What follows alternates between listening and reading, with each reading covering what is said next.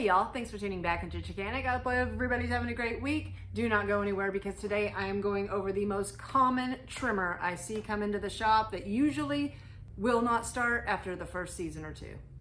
But before we get into today's video, if you're a fan of saving time, money, and frustration while fixing your own small engine equipment while watching in-depth tutorials, you've come to the right place because that's what I do. I upload a couple times a week, and if that sounds interesting, hit that like button, smash that subscribe, don't forget to hit the notification bell, and please leave a comment. I love to read through the comments, and I will reply to all the early commenters.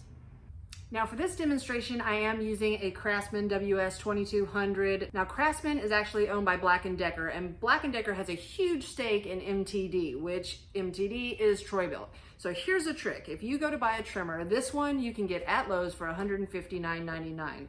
But if you go to Home Depot or one of the other stores and you see another trimmer that says Troy-Bilt on it, it essentially is the exact same trimmer. It has the same carburetor, same cylinder, it has the same flywheel, same parts. It just is little looking different on the outside.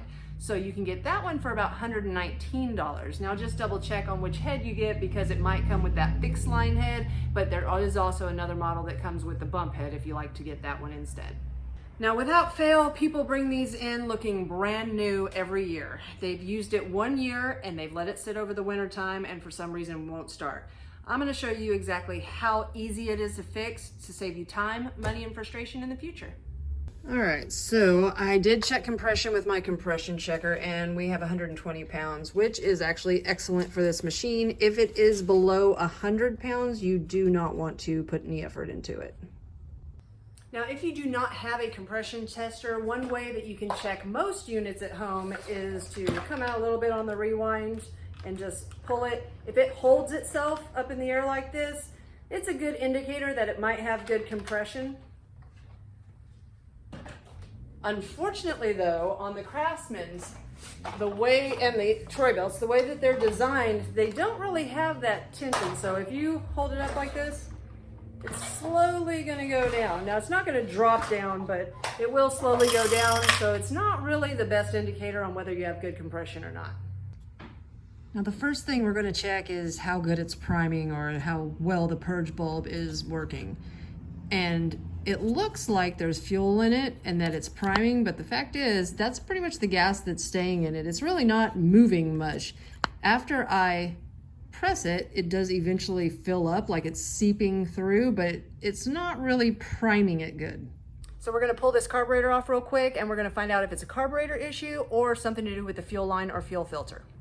All right, so it's super simple to get this air cleaner cover off. It's just got a little prong right here. You're gonna push in as you pull up, and then you come to the 2 bolts holding the air filter assembly and your carburetor on. Now this one takes a 3mm hex head, but sometimes it can be a T20 Torx.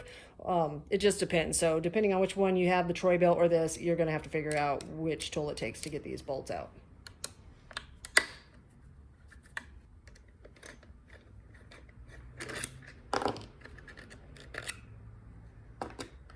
All right, so I want to take the carburetor off, but before I do that, I do have pressure built up in my tank, so I'm just going to pop this cap just a little bit to let that pressure off, so when I release these fuel lines from the carburetor, it doesn't spoot out gas in my face. So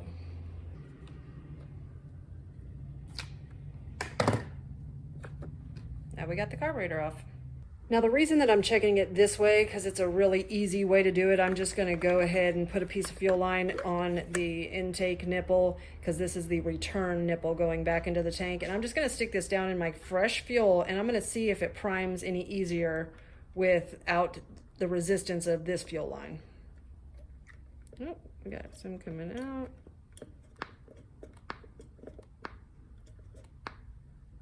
And see, it's really not priming yet. Oh, maybe it's starting to get some. No, you can see it's just not priming. You should have a full stream coming out, sucking into the carburetor and returning back into the tank, and it's not doing it. So something's stuck in this carburetor. Now it's always good to have a spare piece of fuel line around so you can do that, but it's also good to always have one of these push-in primers. I use the stink out of it. I put a line on it and I'll, stick it to a carburetor to see if the carburetor is priming through.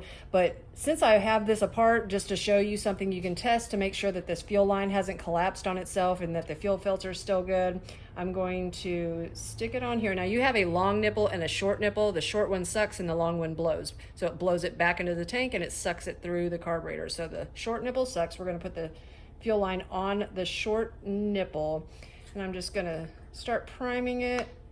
And you can see, yeah, so we've got a good flow going through that fuel line and fuel filter. So we know that's not our issue.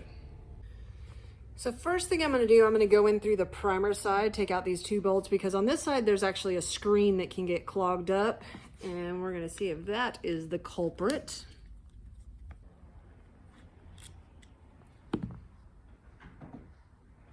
And really, I don't know, it doesn't really look like it too bad.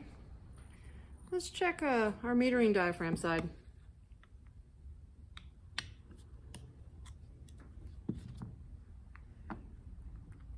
Metering diaphragm still feels really good, so I don't think that's the issue. But one thing I have found in these is the screen, even though it looks like it's still clean, it can be deceiving. We're gonna go ahead and change that screen out just to make sure that's not our issue. So I'm just gonna pick this screen out here.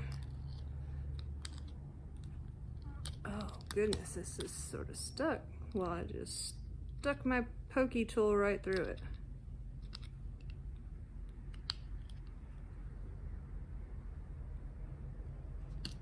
Oh, there we go. So I did poke a hole through it, so don't mind that. But if you look at the rest of it, there is a fine silt going through the entire thing that could have definitely made it not able to prime any gas through. So hopefully a new screen will work. So we're just gonna put a new screen up in here. And I'm just gonna press that in evenly. Just like that. I don't even know if I had the camera on it, but we got it in there. So let's put it back together and see if it works. All right, so I've got my piece of fuel line attached again to the lower nipple farthest away from the primer bulb. And we're gonna start priming, make sure that it's down there in the gas because you don't wanna have it sticking out and think that's your issue still. And we're gonna start priming. It's coming. And oh yeah, there we go. Now it is priming very well. All right, I'm confident now to put my carburetor back on. So we're going to attach the black line on this one that's going to the fuel filter. Now, I'm not sure if yours is black or clear, but you're going to want to make sure the one that's to the fuel filter goes to the farthest away from your primer bulb. And the other one is your return. It'll go closest to your primer bulb. We're going to put our throttle cable back in our carburetor. There is no mounting gasket between this one. It just has this rubber O-ring right here, so you don't have to worry about that. We're gonna line it up and put our air filter base back on. All right, let's see if it's gonna start. All right, we got it on choke.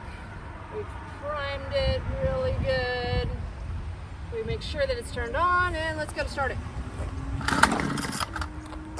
It already popped off. We're gonna take it off choke. I'm gonna compress the trigger.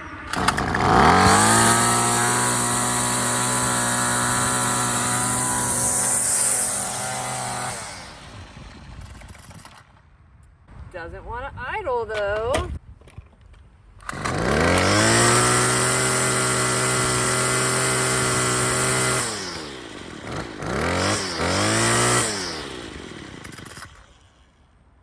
So let's break out the adjusting tools. Now on this particular carburetor, it takes a Pac-Man tool, which is pretty much a circle with a little Pac-Man mouth cut out of it. And you're going to have a special adjusting tool for this. Now, I did a video and showing my adjusting toolkit that Mr. Clem, thank you so much for getting me. It is super cheap and you do want to get one. I will leave a link in the description box below so you can get your own toolkit. It has every adjusting tool you need to fix all your stuff at your house. Now, you probably don't have the adjusting toolkit yet, and a lot of times it can get messy and you get more of a bad running trimmer after you've messed with your adjustments if you don't know what you're doing. So we're gonna do the simple way here, and we're just going to go in on our throttle adjust. Probably only a full turn, and we're gonna see if it idles then. All right, let's see what it does. I'm compressing the trigger. I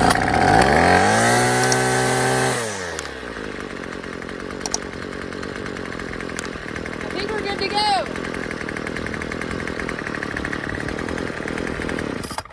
Now, fortunately, that ended up being a super simple fix. If you find yourself with a carburetor that has sat longer, maybe a few years, or it's just still not wanting to run correctly and you don't want to mess with it, I don't suggest putting carburetor kits in them just because you can get a whole brand new OEM carburetor for $29.99 or $25 at some places. The Troy-Bilts and the Craftsmans take the same one. Make sure to look at the picture and that it matches yours because it could be something that I haven't seen, but the majority, 95% of them, all take the same carburetor. The part number is a 953-06190. So hopefully you can just pop a carburetor on there and get you going. Hopefully this video saved you time, money, and frustration in the future. If you haven't found us on Facebook yet, find us at facebook.com/Chickanic. Find us on Instagram at @TheRealChickanic, or find us at Chickanic.com where you can find Chickanic t-shirts, hoodies, and long sleeve shirts. Thanks, and have a great day.